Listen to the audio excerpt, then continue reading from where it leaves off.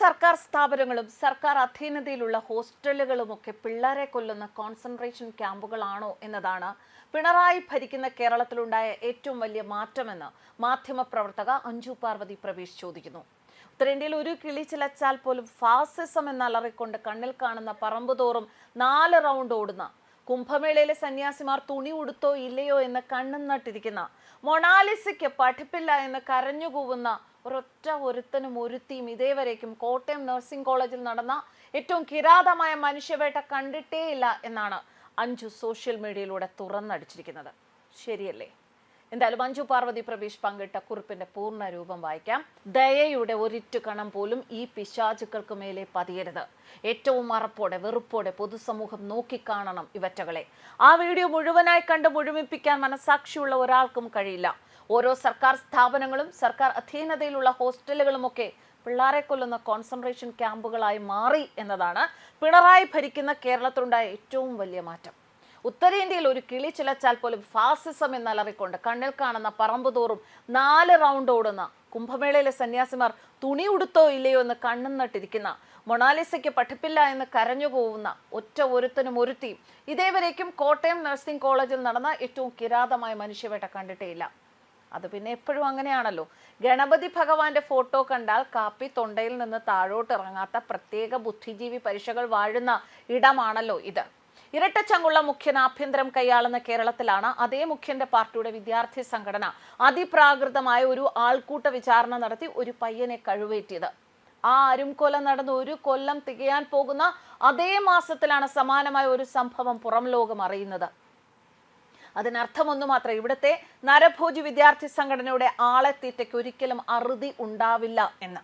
ഇവിടുത്തെ പിഴച്ചുപോയ സിസ്റ്റം നിരപരാധി പിള്ളേരെ കഴിവേറ്റുന്ന രക്തദാഹികൾക്ക് ഒപ്പമേ നിൽക്കൂ എന്ന് അവറ്റകൾക്ക് ഉത്തമ ബോധ്യമുണ്ട്. അതുകൊണ്ടാണല്ലോ സിദ്ധാർത്ഥന്റെ ദാരുണ കൊലപാതകം കണ്ടിട്ടും അതിത്രമേൽ വലിയൊരു വാർത്ത ആയിട്ടും ഇവന്മാർക്ക് മനുഷ്യമാംസം കടിച്ചു കുടയുന്നതിനോടുള്ള ആസക്തി മാറാത്തത്.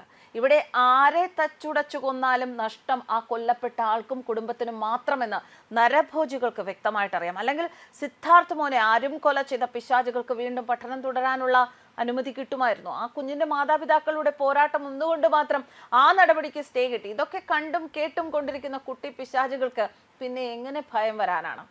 ഇന്ന് കണ്ട വീഡിയോയിൽ ഏറ്റവും ഞെട്ടിക്കുന്ന കാര്യം എന്ത് എന്നാൽ, പച്ചമാംസം കീറുന്ന വേദനയിൽ ഒരു കൊച്ചലറി വിളിക്കുമ്പോൾ അത് ചെയ്ത് കണ്ട് രസിക്കുന്ന ഇവന്മാർ നാളത്തെ ആതുര സേവകന്മാരാണ് എന്നുള്ളതാണ്.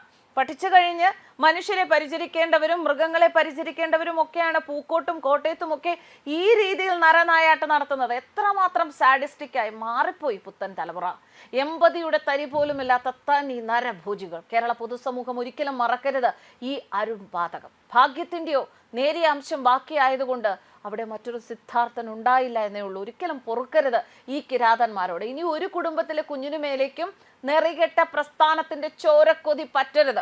ഇനി ഒരു കുഞ്ഞിനു മേലേക്കും ചോര കുടിയൻ പിശാചുക്കളുടെ കരിനിഴൽ വീഴരുത്. വഴിമാറി നടക്കാൻ പഠിപ്പിക്കണം നമ്മുടെ കുട്ടികളെ പിച്ചാത്തി രാഷ്ട്രീയത്തിൽ നിന്നും. അതിന് സിദ്ധാർത്ഥന്റെ അരുംകൊലയും ഈ റാഗിംഗ് ക്രൂരതയും ഈ നിലവിളിയും മറവിക്കുള്ളിൽ ആരും പുതപ്പിക്കരുത്. വളരെ ശക്തമായ ഭാഷയിലാണ് അഞ്ജു പാർവതി പ്രവീഷ് തന്റെ ഫേസ്ബുക്ക് കുറിപ്പിലൂടെ പ്രതികരിച്ചിരിക്കുന്നത്. നമുക്കറിയാം, സിദ്ധാർത്ഥന്റെ മരണം നടന്നിട്ട്, സിദ്ധാർത്ഥന്റെ കൊലപാതകം നടന്നിട്ട് 1 വർഷമാകുന്ന ഫെബ്രുവരി മാസത്തിൽ തന്നെയാണ്. ഫെബ്രുവരി 17 ആകാൻ ഇനി 3 ദിവസങ്ങൾ മാത്രമേ ബാക്കിയുള്ളൂ. അതേ ദിവസത്തിൽ തന്നെയാണ് ഇത്രമാത്രം ക്രൂരമായ അഞ്ജു പാർവതി പ്രവീഷ് കുറിച്ചിരിക്കുന്നത് പോലെ തന്നെ നാളെ ആതുര സേവന രംഗത്ത് പ്രവർത്തിക്കേണ്ടവർ, മൃഗങ്ങളെ പരിശോധിക്കേണ്ടവരാണെങ്കിൽ മറ്റൊരിടത്ത് മനുഷ്യരെ, അവർക്ക് ഒരല്പം പോലും വേദനയിൽ സഹതപിക്കാൻ പറ്റാത്തവരാണ് എങ്കിൽ ഇവരൊക്കെ എങ്ങനെയാണ് ആതുര സേവന രംഗത്ത് വരിക എന്ന ചോദ്യം വളരെ പ്രസക്തമാണ്.